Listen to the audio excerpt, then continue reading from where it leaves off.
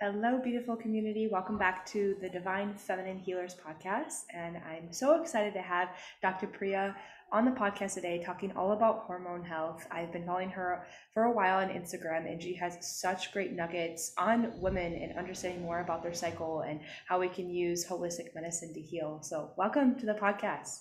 Yeah, thank you so much for having me. I'm excited for our conversation today and just getting into all things women's health and hormones. So, thank you again for having me. For sure. So, something that I love asking every guest on my podcast, since it's called Divine Feminine Healers Podcast, is how do you connect with the divine feminine energy? That's a really good question. And to be completely honest, I'm still trying to find ways that really align with me for connecting to my divine feminine because I think maybe a lot of us feel this way, but I feel like I get very stuck in my masculine energy, especially being a business owner and doing all the things that I do beyond just my one-on-one practice. I'm always in this go-go like mode, being really productive, getting my to-do list done, getting everything done. And I think that keeps me more in the masculine. So I have to be really intentional with ways I get into my feminine. And still a work in progress, but just trying to carve out time for more of just slowing down, sitting down and journaling, doing things that bring me joy that aren't necessarily on my to-do list, and just finding ways to basically relax in some ways. Yeah, I feel you for sure. And I relate a lot to, I don't know if you're familiar with Ayurveda, but I relate a lot to the Pitta dosha, and that has a lot of sometimes a masculine energy that comes along with it. And I think like our whole culture is set up that way, right? It's like you're rewarded on how much you can produce. And it's difficult because being productive, there is a certain amount of joy that comes with that. But it's all about balance. So I love that you are integrating rest and pause. And I guess I'm curious that if so often when we come into this world of healing, it's because of our own current imbalances. So I'm curious to hear a little bit more about your personal journey with hormonal health. Mhm. So I've had a pretty up and down journey over the last probably 10 years. I would say more than 10 years, actually. So back when I first had my cycle, I was about 12, I think, when I first had it. Things were okay initially, but then around my teenage years, probably 15, 16, I started having really irregular cycles. Some months I would have it twice, some months I would skip, and it was always really, really painful. Mm. I remember eventually I went to my OBGYN. I went a handful of times. The first time I went, they offered me birth control. I was younger at that age, and my mom wasn't really about it, so put it off. And then I went back again when I was about 17, and we finally decided, okay, let's go on birth control because my cycles were so painful that it was really hard for me to do anything the first or second day. So I was on birth control for a few years up until I was 21, I believe. And the first few years, it did work for me. I will say it helped reduce the pain. Things were good. I was having regular cycles again. But then somewhere around the halfway point, I started noticing, all right, I'm gaining weight on this. Pain's starting to come back. Um, I was in college. I was busy all the time. So sometimes I would forget to take it. I would have to double up on it. It just ended up not being what worked for me. So ultimately, I came off of it when I was 21. And when I came off of it, I mean, I had no idea all the things that you can do to support your body coming off of it. And my doctor at the time hadn't told me anything about potential side effects of coming off of it. So I just stopped it one day. And when I stopped it, my cycles did come back, but it was the same as before, but worse. It was very irregular, very painful. I started experiencing weight loss with it. I noticed my breast size was decreasing. And so I went to the doctor and I said, all these things are happening. I don't know what's going on. They did some blood tests and diagnosed me with PCOS. So it was interesting. The way I got my diagnosis was really interesting because I remember I just got a phone call one day and they were like, hey, based off of your results, we think you have PCOS. Best option is to go back on the pill. So we sent over a prescription for you. And Mm. I was still, I would say, what, 21, 22 at the time. And this was before I really got into health and wellness. Um, and I didn't really know what PCOS was. So I remember Googling it and seeing things about infertility, seeing things about how you can have all these issues. It could lead to diabetes. And it really freaked me out. And I thought, Wow, what a way to deliver news like that to someone. Just a quick phone call, Totally. no anything. Um, but that's when I really decided to go down a holistic route because I didn't want to go back on the pill. I also didn't want to be stuck in this space. So I started looking some things up, found some herbs, and I started taking them, worked on my lifestyle. I stopped doing as intense weight training. And I noticed over the Mm. course of the year, things really started to even out and my hormones went back to normal. I wasn't having painful cycles, they were regular. And it was really these small changes I made that made a big difference for me. And when I look back on it now, I realize I most likely had post-pill PCOS and not true PCOS.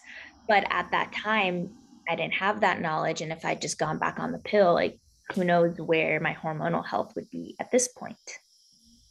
Wow. Yeah, it's so interesting seeing the kind of like bedside manners that happens. But if you think about it, like when we're talking about the culture of like go, go, go and productivity, that's just like another thing off of their to-do list that they did that day. So I have empathy in both ways, but I think that's so common amongst women is the whole birth control debacle and really getting to choose what are other alternatives. And that's so amazing that you naturally did it with holistic therapies. I'm so curious what led you to naturopathy and down that road. Yeah. So I was actually on the pharmacy route. So when I went to undergrad, I studied biology. And when I did that, I was trying to figure out what I really wanted to do. And I took an interest in my organic chemistry classes and my drug pharmacy classes. So I decided, hey, I'll go down the pharmacy route. Fortunately, I decided to take a gap year after I graduated, and I was working at a pharmacy, and it kind of led me to some realizations. One, I really did not enjoy being a pharmacy tech, and I was working with pharmacists there that also didn't enjoy the role they were in anymore. So often they would tell me, hey, are you sure you want to do this? I think there's some other ways you could go. There's still lots of options for you, which I understand because I think everything has its time and place. And obviously, pharmaceuticals are really important. But for someone, I think they get bashed on a lot in the natural space. But for someone who's been on both sides of it, there is a really important time for pharmaceuticals. And also, pharmacists are so important and they get treated so poorly. Because I worked at a 24-hour pharmacy and I would see people come in yelling at pharmacists over insurance issues or issues. So it was just like it was a high stress. Not very much respect was given to pharmacists or pharmacy technicians. And it really just made me not want to go down that route. And then alongside all of this, I was dealing with my own health issues. The hormonal issues were big. I had gut issues. And that's when I kind of found natural medicine and I was starting to heal myself. So I had like this realization of I kind of want to do this more than this path I'm already on. I feel a lot more aligned with this, and my intuition is really pulling me towards it. So, decided to ultimately drop out of the course I was on and then pursued natural medicine instead. Yeah, can you explain to our audience, because our audience is obviously really privy to Ayurveda, but what are the mechanics of natural medicine?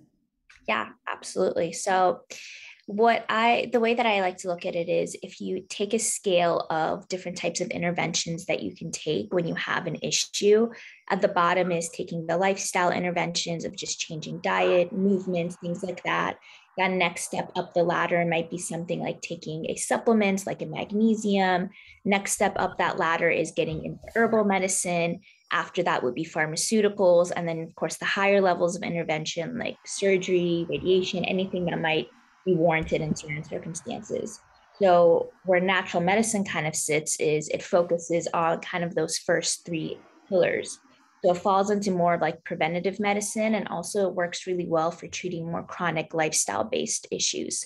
So, an example I can give for that is if someone comes to me and they have, let's say, hormonal issues, like we talked about, and they don't want to jump up the ladder to birth control, where it's kind of like fourth on that list of interventions. We start working on what is your lifestyle like? How can we optimize your diet for your hormones? How can we optimize the way you're moving, the way you're sleeping, how you're managing your stress?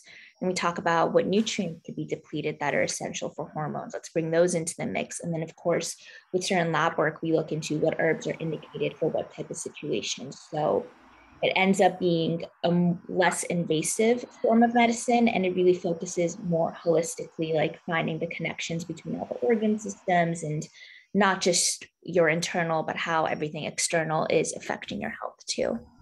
Yeah, I love that. There's such a parallel between Ayurveda because it's diet and Mhm. lifestyle first as you get the counselor or the coach, and then as you go up to specialist and clinical, and you work with more chronic conditions, it's gotten to a different point. We need to call in bigger helpers like herbs. So, is there kind of like a whole when you went to school, there's a whole education on herbology and how these herbs infuse together. And I'm curious, just the kind of herbalist in me, do you do combinations? Do you come up with your herbs, or how do you source them? Yeah, absolutely.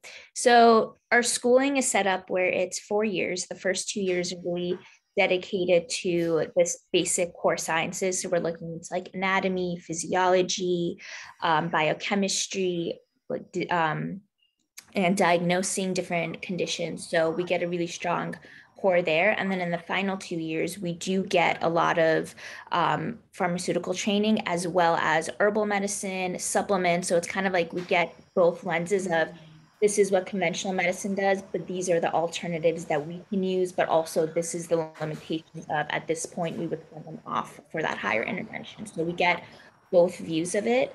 And in particular, I really loved that we had a botanical medicine class and lab. So all throughout the 4 years that we were there, we were able to mix our own herbal mixtures and different types of things for different conditions. So very much lots of herbal medicine knowledge that we learned. And to this day, to my practice, I use herbs a lot.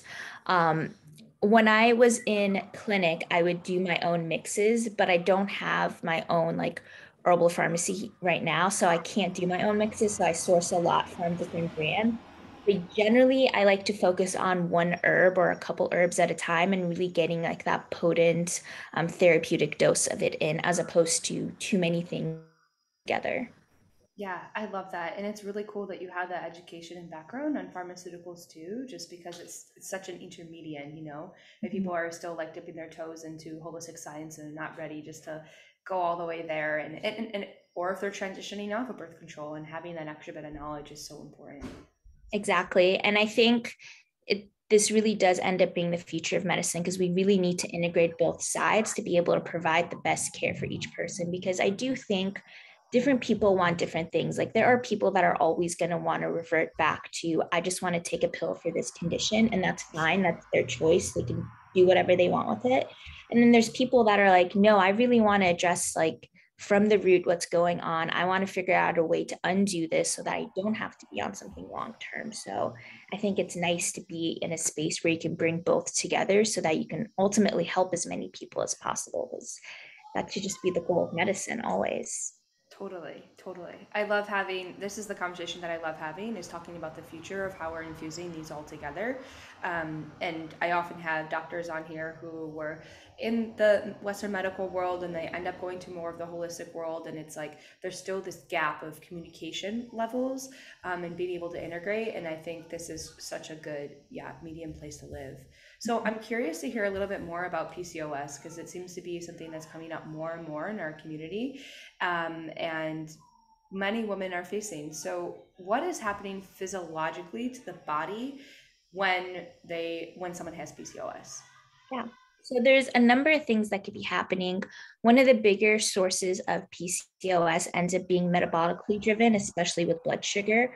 So we see a lot of insulin resistance in women that have PCOS because as insulin is going up, it sends signals to the ovaries to produce more androgens and testosterone. So we see this interplay of, having insulin resistance, having other types of metabolic disorders that occur with it, and then having higher levels of androgens that end up fueling this PCOS picture. So, for women in those conditions, it's really important to get a lot of blood sugar support in. But then there's other types of PCOS too. So, I kind of touched on the post pill PCOS. Different types of birth controls can potentially cause that shift in testosterone once you come off of it. It helps to have someone on board to kind of nudge things in the right direction if that happens to you. But for most people, it ends up balancing out over time. There's also PCOS that's driven from inflammation. So we start to think about what can cause chronic inflammation in the body. Is there gut issues? Is there potential mold exposure? Like what could be causing inflammation where it's driving up testosterone production? And then lastly, there's of course someone who might have really high DHEA and there's like an adrenal issue going on and their testosterone's actually at a good range, but it's that DHA that's really driving up those androgen symptoms. So the PCOS, I think getting a lot of lab work done is really beneficial so you can identify what are some of the drivers, and there could be more than one happening at the same time. You can more effectively treat it. Yeah, that's so helpful. And I also love the nuance that it's not like every woman who has PCOS, because there are so many different other Mhm. facets to it. And that's what Ayurveda says too. It could be a Vata, Pitta, or Kapha primary dosha that is causing the imbalance there. So that's cool to kind of see that reflected there. I'm curious, what kind of, let's say, diet or lifestyle practices right off the bat would you recommend for someone who has PCOS? Yeah. So diet is huge, especially getting into the conversation of how can we eat in a way that's really blood sugar supportive.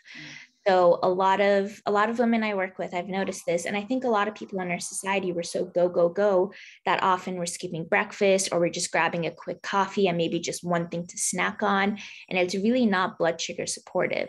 So the more we can get in the habit of eating really balanced meals, making sure that our meals are more protein focused, and then we have our carbohydrates and fats to help balance everything out and bring the nutrients we need, the better we can support our blood sugar and the better we can therefore support our hormones. So that's a big piece of it. Of course, finding ways to manage stress and build stress resiliency. And there's so many ways to do this, whether it's through herbal medicine, lifestyle practices, meditation, all sorts of things. And I think when it comes to stress management, it's really all about finding that balance that works for you, because not everyone likes to journal, not everyone likes to meditate, but it's really just carving out that time every day to do something that works for you. That's so important. And then, of course, there's the suggestions of if you have really high testosterone, it's not in your best interest to do really intense strength training. You want to kind of revert back to things like yoga or Pilates, going on long walks, more of like that aerobic based exercise as opposed to really hard hitting strength training. Yeah, that is so helpful. And I'm curious if you've ever heard of the glucose goddess.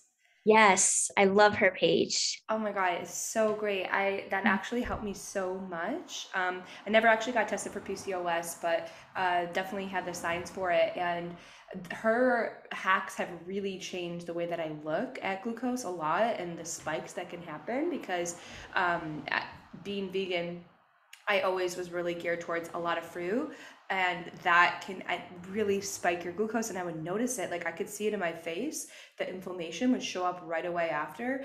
And so, for example, like her hacks of having apple cider vinegar in the morning, which is something that I organically started to do like a few years back, and it always felt really good in my body. And having that before a meal really helped to stabilize my blood sugar. And I love how she just gets us back to that balance of hormonal health of we need protein, carbs, and fat. It's just that balance and that nourishment in order for women to feel really healthy and supported throughout their cycle.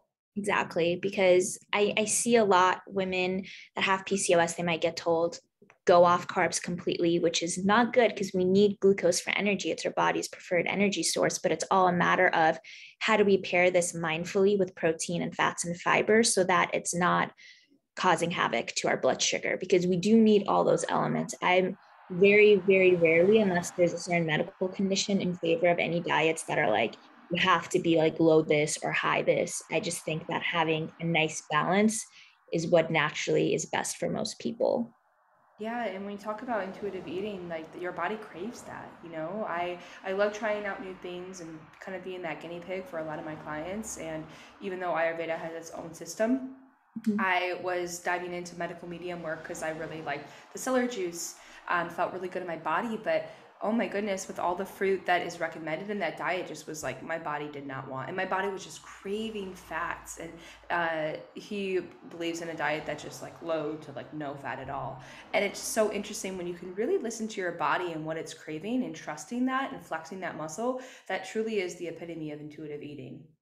I agree with that. And I think each person is different too. So someone might do better on potentially more carbs and less fats, or someone else might do better on more fats and less carbs. So I think it's really tough to take these almost standardized approaches and really want to apply it to each and every person, because we're all built so differently. We have different exposures, genetics, epigenetics, we have different things going on in our lives. So all of our needs are pretty unique and different from one another. So I really believe that finding that balance in intuitive eating is really important, but it can also be so hard when you see so much on Instagram and like different wellness accounts, and there's all these different polarizing messages. So I have a lot of compassion for people that are on the journey of finding what works best for them with intuitive eating, because I know that it's not an easy journey. Totally, totally. And I think it really just comes down to flexing that muscle of trusting your intuition and your inner knowing and letting that guide you in that direction because ultimately, we are our own healers. And, I think what's really interesting about PCOS and a lot of these hormonal chronic conditions is there is this common thread of what it needs to heal spiritually. And I'm not sure if this is something that you bring into your work as well, but I've kind of had my own inklings of what this connection is. So I'm really curious to hear what you found in that common thread you've seen with your clients that have PCOS. Of course, they have individual experiences, but there also is something that's happening on that individual, or could you say that group plane? Mm-hmm. I think it's an interesting question, the spiritual, when it comes to hormonal health, because I do think they're really interconnected. And I think going back to our earlier conversation of, I see a lot of women who get really stuck in the masculine space, sometimes having issues with PCOS.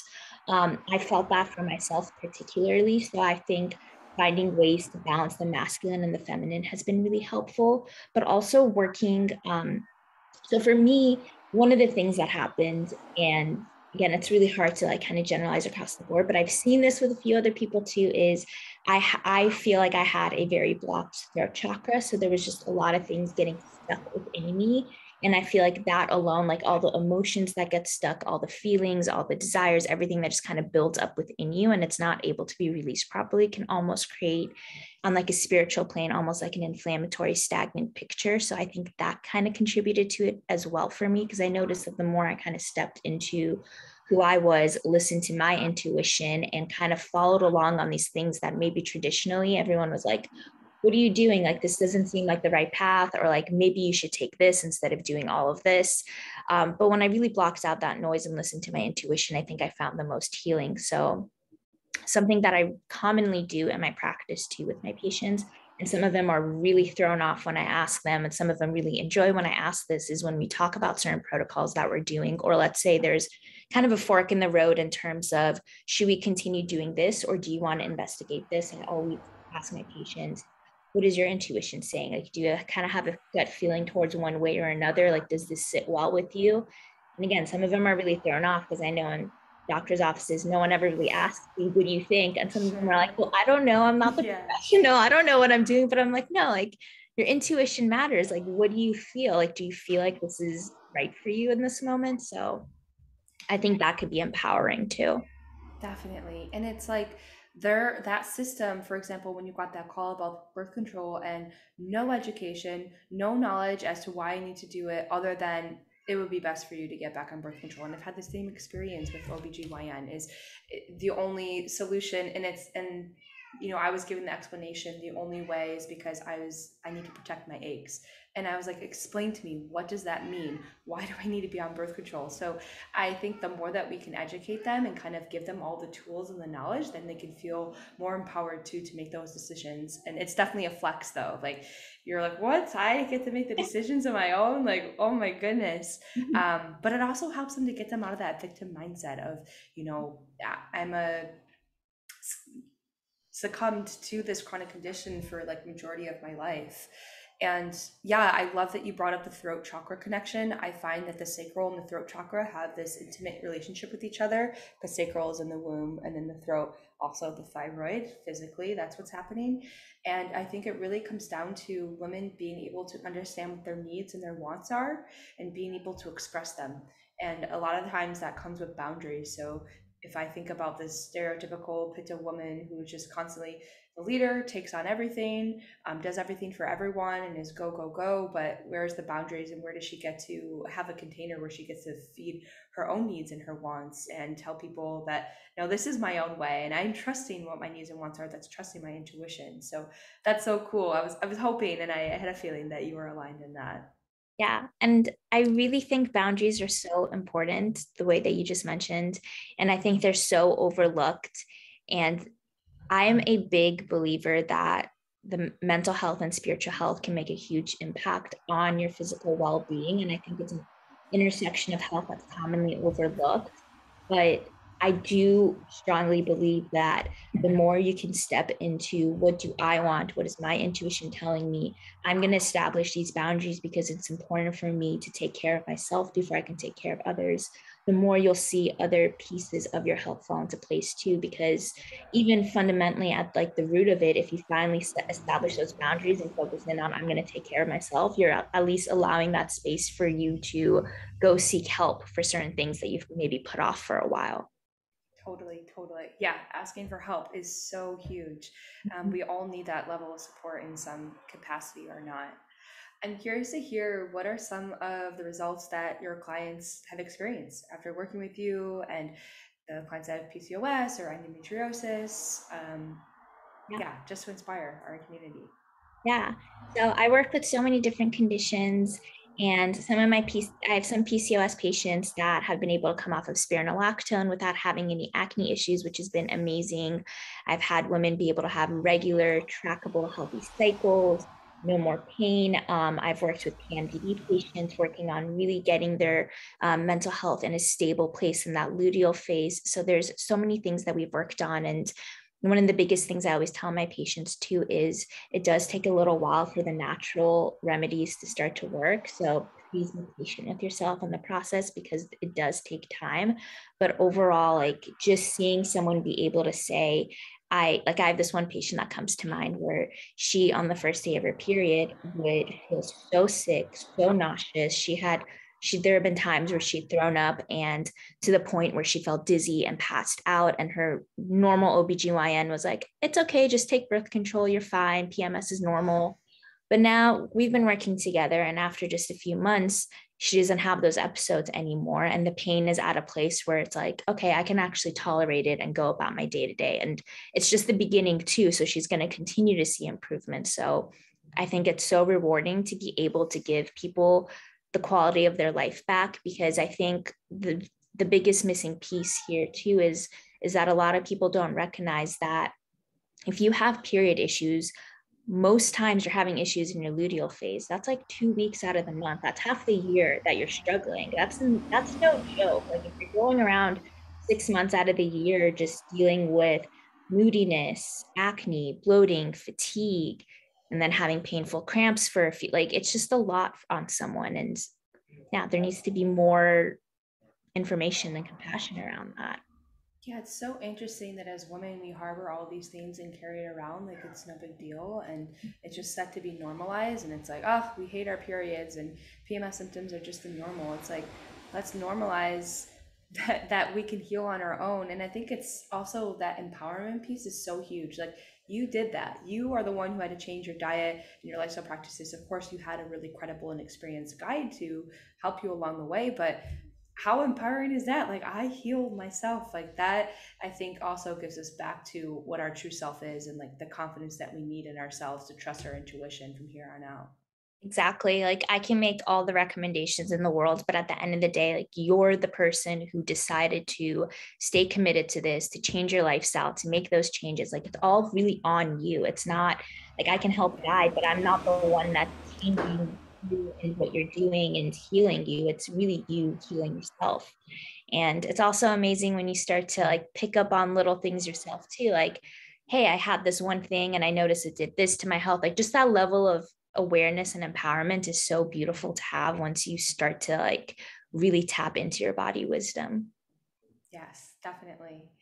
I'd love to hear what are some of your visions that you have for your business, and yeah, where do you see the future of everything going?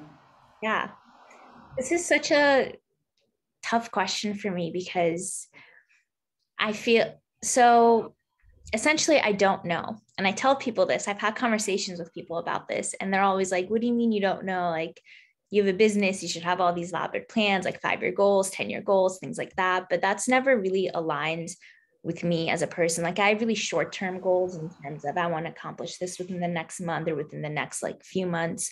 But in terms of where I want my business to go and what I see in the future, I've always wanted to keep all my doors and options open. So I've never really committed to, I want my practice to be X, Y, and Z, or I want to get into this or get into that. I've always just kind of been more of a, I'm going to take it day by day, see what feels good, and where I'm meant to go, I'll end up being, which I think drives like my fiance is very like type A when it comes to business. Like he has to-do lists, he has goals, he has Excel sheets. I know it drives him crazy. He's like, you need a little bit more structure. And I'm like, but I really don't think I do. I think I'm just going along the waves of what's meant to be. And if I feel like if I'm really stuck and rigid in one specific goal, that might put me on a path that maybe I'm not supposed to be on. I mean, talk about the perfect embodiment of divine feminine energy, just staying in the flow. It also reminds me, have you ever read The Untethered Soul by Michael Singer? Yes. Oh, so good. Also, he just came out with another book. I think it's like Living Untethered. I just listened to him on Super Soul, Oprah's podcast, talk about it. And I just think that like concept of surrender and allowing nature to show you or universe source to show you and then you responding to that is just like the key to life. So I love that you're living in that. Thank you. Thank you. It's unconventional, I think, for a lot of people, but I feel like it's more in line with human nature. And I feel like the closer we get to our actual human nature, the more successful you'll be in the things you want to do. Definitely. And it's also reminds me of when we are in the flow of our, period cycle too. It's like we have Mhm. the follicular and then the luteal. And like, when we are realizing that we're in all these different waves and we align to that too, that's like when we get into the flow of life. Yeah, I agree with that. I think it's beautiful to just like surrendering is a really hard thing to do. But I think the more you can allow yourself to, the bigger the rewards on the other side of it will be. For sure. I'm excited to see what's going to come up for you. Yeah. Um, I know our community is going to want to follow you on Instagram and want to work with you. I'll have the link in our show notes to your website and your Instagram. But how can our community work with you? Mhm. So right now I offer one-on-one appointments. So you can find all the information on about that on my website. The first step usually is I do a free discovery call so we can get a chance to meet. I can learn about you, you can learn about me, and we can see if it's a good fit. And then if it is, you can either do package appointments or single appointments as you go along. I'm also in the midst of working on a period course. So it basically takes all the knowledge I have about hormonal health. It talks about cycle syncing, it talks about nutrition, it talks about supplements, which ones are good, which ones are indicated for what condition. So it basically includes almost every little bit of knowledge I have about hormones into one course if that vibes with you and you are more of a I want to learn and like take things hands-on by myself type of person. So those are the two offers I have right now on how to work with me. I love it. I'll have that all linked in the show notes. And thank you so much, Dr. Priya, just for all of your knowledge and wisdom. And again, like I just love following you on Instagram. You make everything just so bite-sized, accessible, and um, intuitive. Like it just feels like really good in my body whenever I hear any of your recommendations. So thank Thank you. you. Thank you. I appreciate that. That's really kind. Yeah, of course. Thank you again so much for having me. It's been awesome. I've enjoyed our conversation a lot. Wonderful. All right, everyone. I will see you next time on the Divine Feminine Healers podcast. Bye.